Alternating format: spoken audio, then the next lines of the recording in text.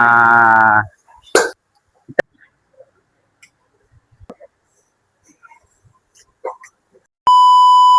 Halo guys, assalamualaikum. Jumpa lagi dengan saya Rizal. Oke, hari ini saya nak share resepi. Ini resepi baru nih, mihun goreng ikan bilis. Oke, sebelum itu korang follow dulu akun Rizal Tom Yam. Oke, tengok bahan-bahan sini. Kita ada mihun. Mihun ini kita ada celur. Kemudian kat sini ada ikan bilis yang kita dah goreng. Kemudian sayur kat sini ada kubis, carrot, kemudian cili merah, cili padi. Oke, sebelum itu kita bawang putih. Bawang putih kita guna 12 bawang putih. Kemudian cili merah ni kita buat macam ni. Kemudian cili padi ni terpulang masing-masing kalau nak pedas. Saya guna 2 biji lah. Oke, sekarang jom masak. Apa ni, minyak. Kemudian bawang putih kita tumis dulu sekejap. Telur ni kita guna lebih kurang dalam 3 biji lah. Sebab memang kita banyak. 2 orang makan ataupun 3 orang makan. Kemudian baru kita gaul.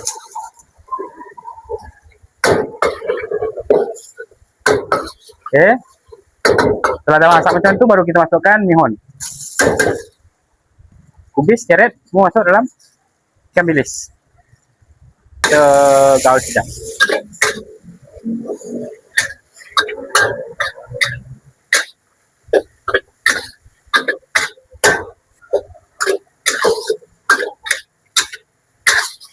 Okay, untuk perasa, jom kita bagi perasa. Untuk perasa dia, kita taruh sedikit aji, sedikit gula, kemudian sos tiram 1, kemudian kicap sotong. Okay, kita masuk dalam. Okay, kemudian kita masukkan sedikit lada putih ataupun lada sula, chicken stock, kicap ni, kicap bukit.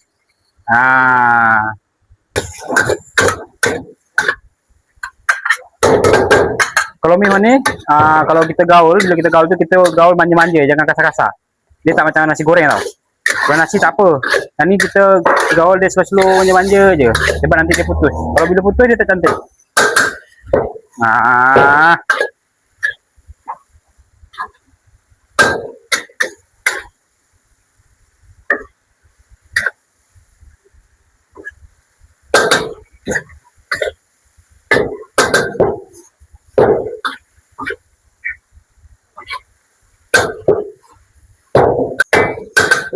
Oke guys, mihun goreng kita dah siap.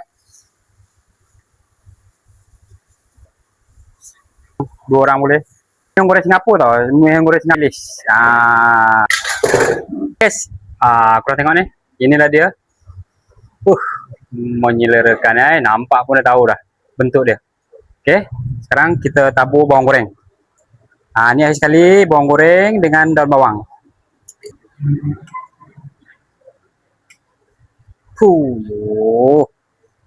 Kita rasa sikit. Kita try. Bismillahirrahmanirrahim.